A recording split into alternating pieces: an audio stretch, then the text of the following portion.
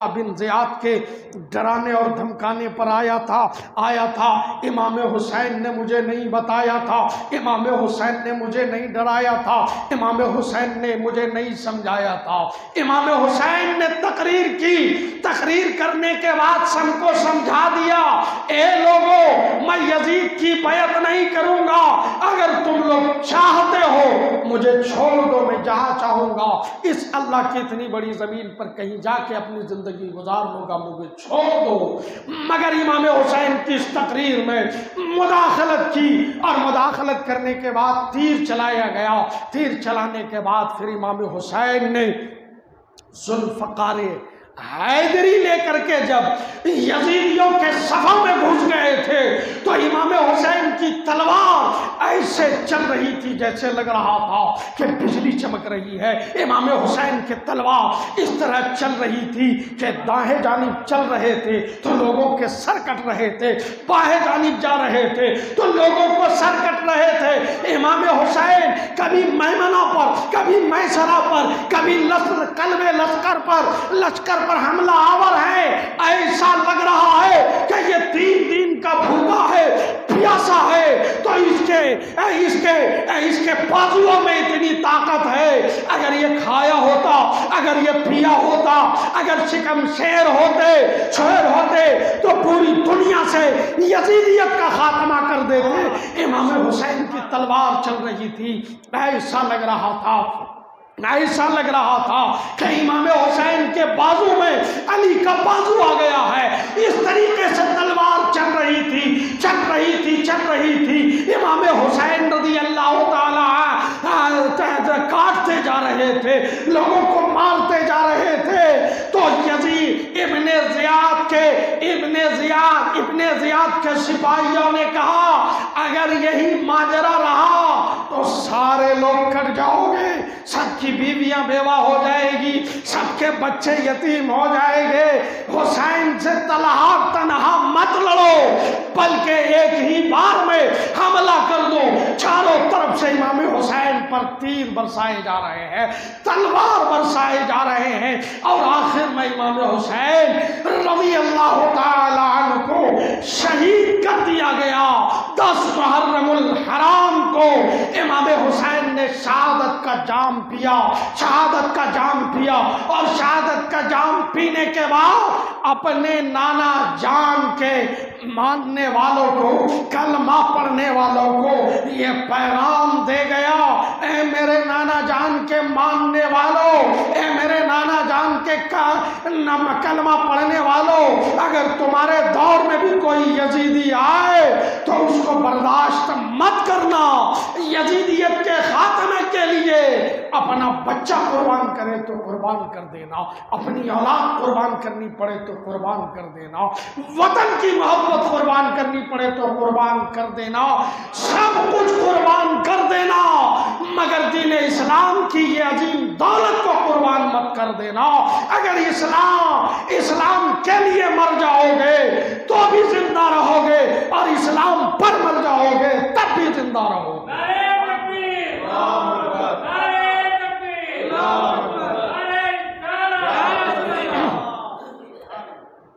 तो इमाम हुसैन रज़ी अल्लाह ताला अन्हु ऐसे हालात में भी कभी नमाज को कज़ा नहीं किया। आज हम भर पेट के खाते हैं, आराम से पंखे के नीचे, एसी के नीचे, कूलर के नीचे सोते हैं, मगर नमाज के लिए हफ्ते में 1 दिन आते हैं, वो भी कब? जब जुम्मा में इमाम साहब की तकरीर ख़त्म होती तब आते हैं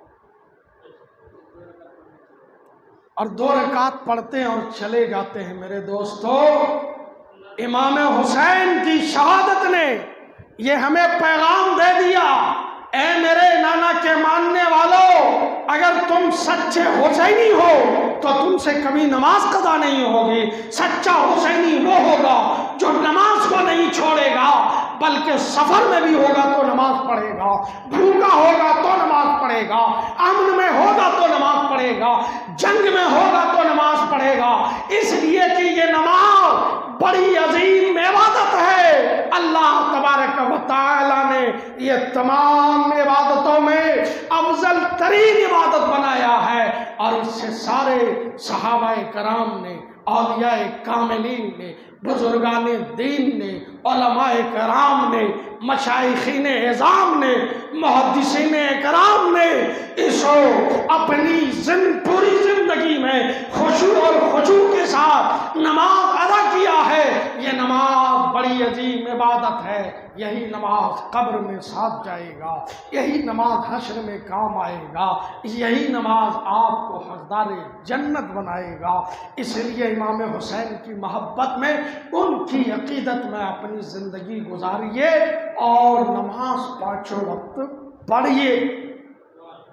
और उसके बाद ये जो मुहर्रम में ये ढोल बजाया जाता है और उसके बाद ये पीरा बैठाए जाते हैं, ये क्या क्या नाम है मुझे उतना नहीं मालूम, इन सब से बचे रहिए। ये क्या है? गलत है। मैं आपसे पूछता हूँ, जरा पूरी ईमानदारी के साथ बचाइए, आपका बाबा या आपकी अम्मी या आपकी दादी या आपके बड़े अगर इंतकाल कर गए तो क्या करते हैं आप?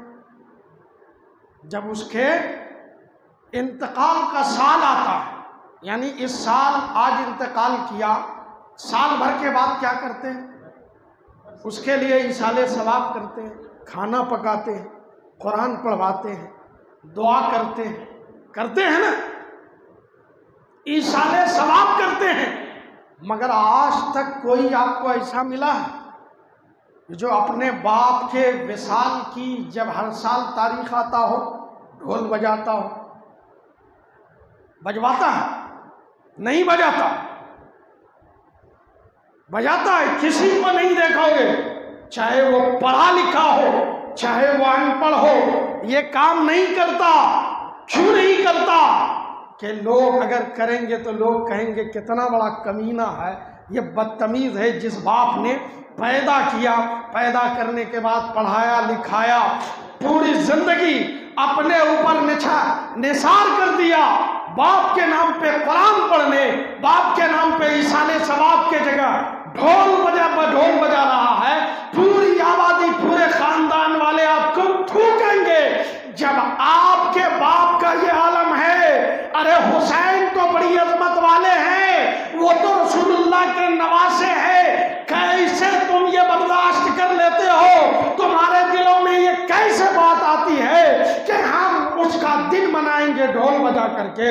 उस दिन मनाएंगे जो उसका दिन मनाते हो ढोल और ताशा बजा करके, गोया तुम गोया तुम हुसैन की शहादत का ये मजाक उड़ा रहे हो। मेरे दोस्तों, ऐसा नहीं करना चाहिए, नहीं करना चाहिए। ये सब गलत है, ये सब गुनाहों का काम है। और जब ढोल बजा के अलम लेकर के आपके पास आए तो न पैसा दीजिए न नारियल फोड़िए। अगर फोड़ना ही है तो उसके सर पे फोड़िए। आग जला करके कूदना, या अल्लाह, अकल कहाँ गई इन लोगों की? पागल भी आग में नहीं कूदता। जिसको पागल कहते मेंटल हो गए, जिसको होश हवास नहीं रहता है, दिन है कि रात है, खाया है कि पिया है, कहाँ चल रहा है उसको कुछ पता नहीं होता मेंटल पागल को। मगर वो पागल भी जानता है कि ये आग है, आग, मगर इसका सब कुछ सलामत होने के बावजूद वो आग में कूदता है, छलांग लगाता है, दौड़ता है और वो अपने आप को समझता है कि हम बहुत अच्छा काम करें। ये अच्छा नहीं, ये पागलपन है, ये बेहूदगी है और ये दुनिया और आखिरत को तबाह कर देने वाले काम है। और उसके बाद कहते हैं कि पीर साहब आते हैं, यही कहता है, इमाम हुसैन उसमें आ जाता है। माज़अल्लाह अस्तग़फिरुल्लाह। इमाम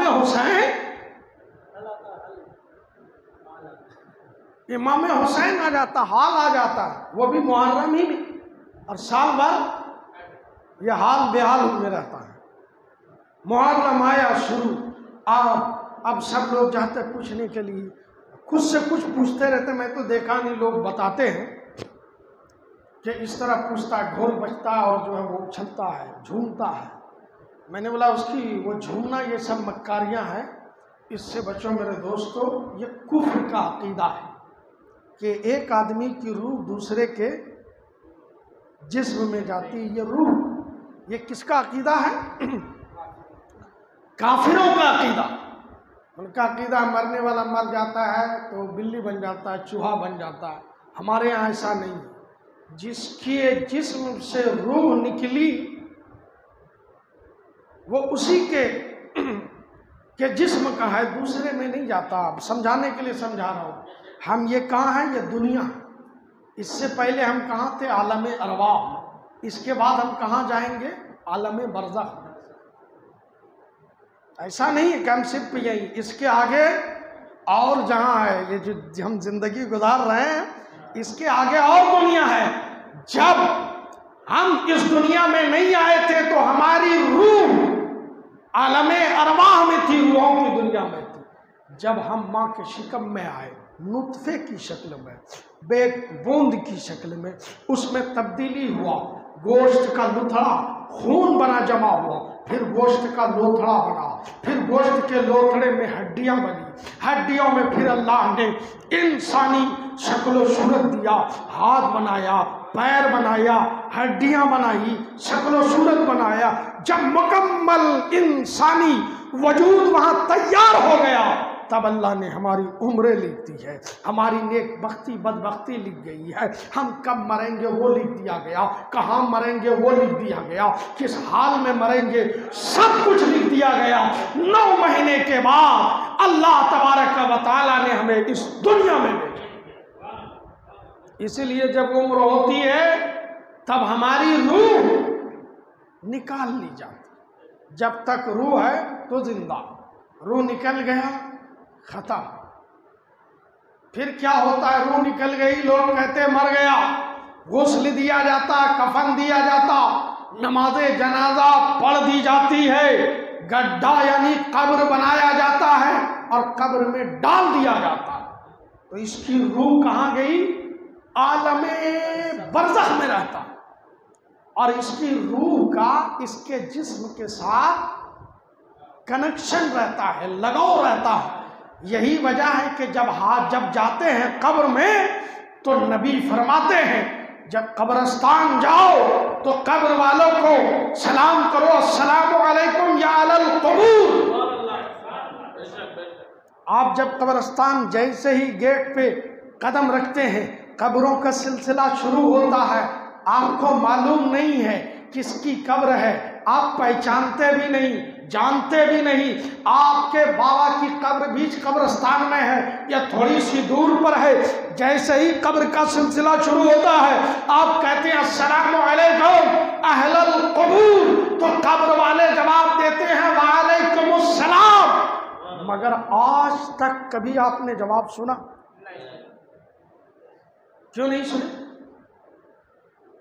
क्योंकि वो दूसरी दुनिया में, हम दूसरी दुनिया में। इसको यूं समझिए कि जब बच्चा मां के शिकम में रहता है तो बच्चे की नकलो हरकत, बच्चा पेट में गर्दिश करता, घूमता रहता।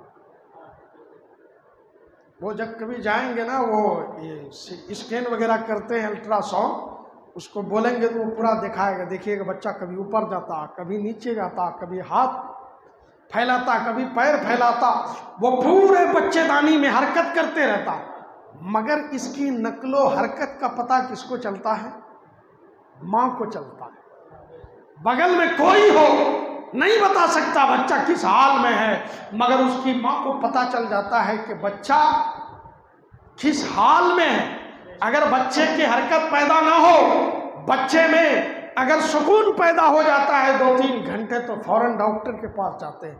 आज 3 घंटा हो गया है, बच्चा बिल्कुल कुछ नहीं, पेट में जहाँ है वही है। डॉक्टर फिर जो है उसको चेकअप करता है तो पता ये चला कि कब्र में जो होता है वो हमें महसूस नहीं होता है, बल्कि हमें अल्लाह के रसूल ने बताया है, हम उन पर, उनकी बातों पर ईमान लाए हैं। तो नबी जो कहते हैं वो हम करते हैं, हमें सुनाई दे या ना दे, हम सलाम का सलाम करते हैं और करते रहे। तो इसीलिए ये अकीदा रखना कि एक आदमी की रूह दूसरे के में आती है, ये अकीदा कुफ्र का है, ये इस्लामी अकीदा नहीं है। और दूसरी बात, ये पीर आ जाता, इमाम हुसैन आ जाते हैं, ये गलत है, बल्कि उसमें भूत और जिन्नात आता है। देखे होंगे आप लोग देखे होंगे, कभी किसी को जिन या भूत पकड़ लेता है तो वो क्या कहता है, मैं फलां साहब हूँ, मैं ढिमाका हूँ, ये हूँ वो हूँ। अब उसको पकड़ता है, 2 4 10 आदमी को ऐसा झटका मारता है वो गिर जाता, रस्सियां बांधो तो रस्सियां तोड़ देता। जब यही बंदा मामूल हालत में रहता है, 2 आदमी पकड़ लो तो कांपने लगता है, रस्सियों से बांध दो तो रस्सी खोल नहीं पाता, मगर उसके अंदर ये ताकत कहाँ से आती है? ये उसकी ताकत नहीं होती है, बल्कि ये जिन्नात की ताकत होती है। जब उसको दम किया जाता है, कुरान की आयत पढ़ी जाती है, तब वो जिन्नात निकल जाता है। तो ये रूह नहीं आती है, बल्कि भूत और जिन आता है। इसलिए इन सब से खूब बचिए, अपनी औलाद को बचाइए। इमाम हुसैन की मोहब्बत और अकीदत में आशूरे के दिन जो है अच्छा खाना पकाइए, इमाम हुसैन के नाम इसाले सवाब कीजिए, खुद खाइए, पड़ोस में जो गरीब है, मिस्कीन है, उसको खिलाइए। रास्ते में कोई मुसाफिर भूखा है, प्यासा मिल गया, उसे इमाम हुसैन के नाम पर खिलाइए। अगर अल्लाह ने यही कबूल कर लिया तो इंशाअल्लाह मैदान महशर की गर्मियाँ हुसैन की मोहब्बत हमें बचा लेगी। अस्तगफिरुल्लाह रब्बी मिन कुल्लि ज़ंबिन व अतूबु इलैह। ला इलाहा इल्लल्लाह मुहम्मदुर रसूलुल्लाह सल्लल्लाहु तआला अलैहि वसल्लम व मा अलैना इल्लल बलाग।